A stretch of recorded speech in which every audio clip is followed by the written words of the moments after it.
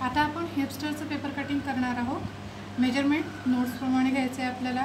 सुरुवातीला आपल्याला काटकोन रेषा तयार करायची आहे, ठीक आहे।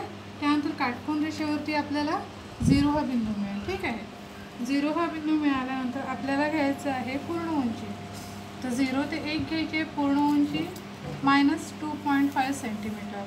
तर पूर्ण उंची आहे आपली 100 सेंटीमीटर, त्याच्यामधनं 2 सेंटीमीटर मायनस करून आपल्याला 1 नंबरचा बिंदू घ्यायचा आहे।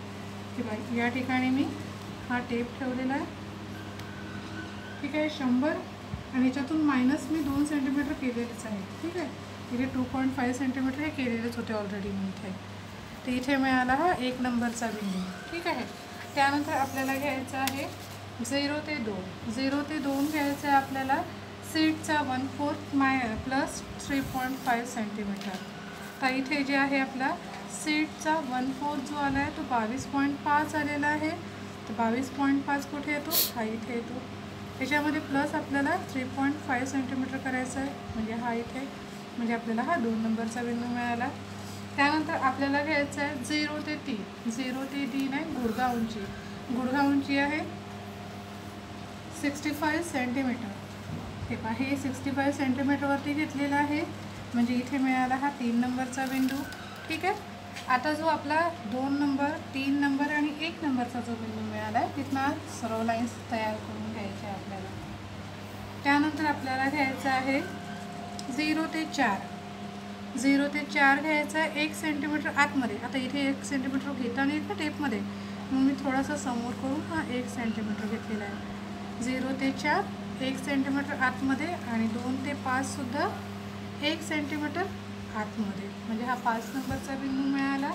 त्यानंतर आपल्याला 4 ते 5 आकार द्यायचा आहे।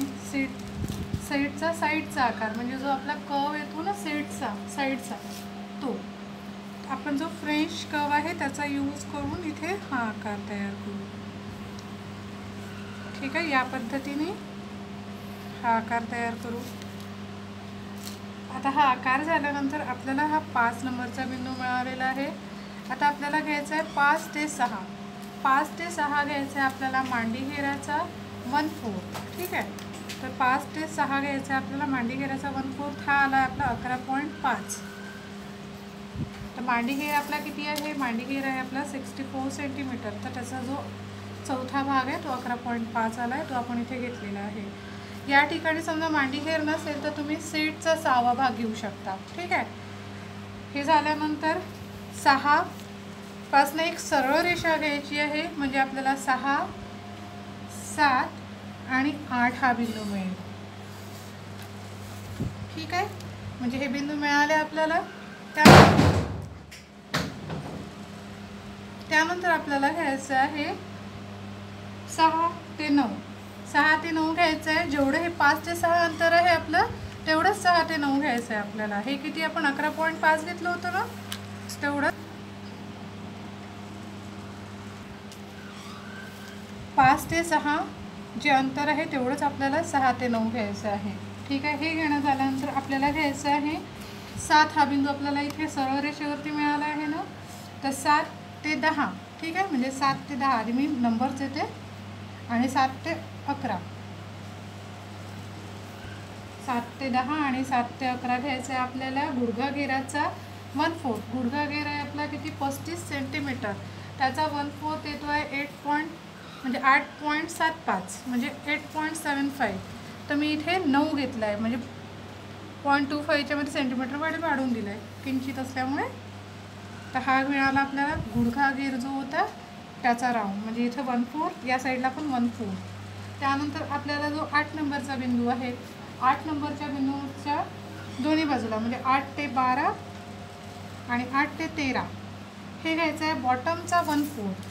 इथे बॉटमचा 1/4 आलेला आहे आपला 7.5, म्हणजे आपला बॉटम जो आहे तो आहे 30 सेंटीमीटर। तर त्याचा 1/4 आला आहे 7.5 सेंटीमीटर। इथे 7.5 सेंटीमीटर घेतलेला आहे, आणि इकडे सुद्धा 7.5 सेंटीमीटर घेतलेला आहे, ठीक आहे। हे घेणं झाल्यानंतर आपल्याला हे जे मार्किंग आहे पहिले आपण जोडून घेऊ, ठीक आहे। 11 ते 13 त्यानंतर ठीक आहे, फक्त हीच एक जोडा. आता समोरचे एक मेजरमेंट देऊन देऊ आपण. त्यानंतर आपल्याला घ्यायचं आहे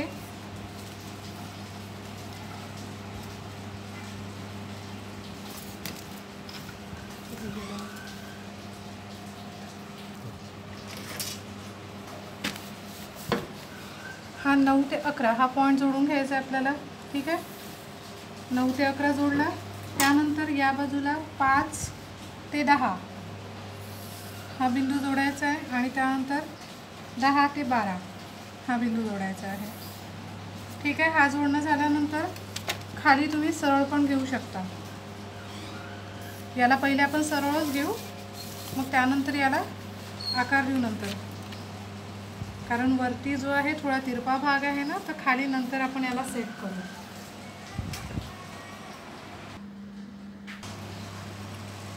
आता आपल्याला घ्यायचं आहे 4 ते 14. 4 ते 14 घ्यायचं आपल्याला कंबरचा 1/4 प्लस 5 सेंटीमीटर. आपण मागे प्लीट्स येणार आहे म्हणून 5 सेंटीमीटर घेणार आहे. तर कंबर आहे आपली 72 सेंटीमीटर, त्याचा 1/4 येतो 18 सेंटीमीटर. तर हे घेतलं 18.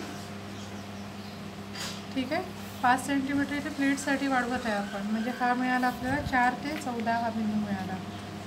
ठीक आहे, त्यानंतर आपल्याला घ्यायचं आहे 9 ते 15. 9 ते 15 5 सेंटीमीटर आतमध्ये. ठीक आहे, 9 ते 15 5 सेंटीमीटर आतमध्ये हे घ्यायचं आहे. त्यानंतर घ्यायचं आहे आपल्याला 15, म्हणजे जवळपास 14 ते 15. 14 ते 15 ही रेषा जोडायची आहे. ठीक आहे, ही रेषा जोडल्यानंतर आपल्याला घ्यायचं आहे 15 ते 16. 15 ते 16 घ्यायचं आहे आपल्याला 2.5 सेंटीमीटर. हे तिरपं घ्यायचं आहे असं. ठीक आहे, 15 ते 16 ही तिरपी 2.5 सेंटीमीटर घ्यायचं आहे. ठीक आहे, त्यानंतर इथे आकार तयार करायचा आहे आपल्याला फ्रेंच कर्वने. ठीक आहे, छोटा असेल तर छोटा फ्रेंच कर्वचा पण यूज करू शकता तुम्ही, मोठा असेल तर मोठ्याचा पण यूज करू शकता. या पद्धतीने हा समोरचा आपला सेटचा आकार तयार झालेला आहे. ठीक आहे, त्यानंतर आपल्याला घ्यायचं आहे खाली, म्हणजे 13,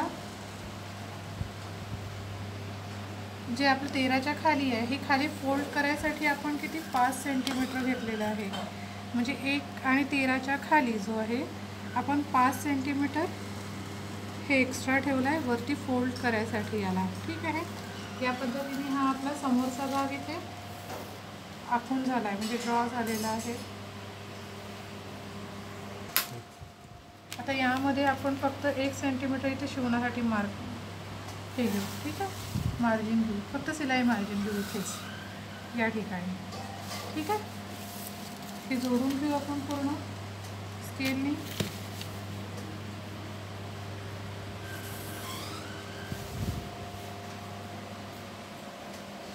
ठीक आहे, त्यानंतर या बाहेरच्या साईडला सुद्धा 1 सेंटीमीटर मार्जिन घेऊ आपण सिलाईसाठी फक्त.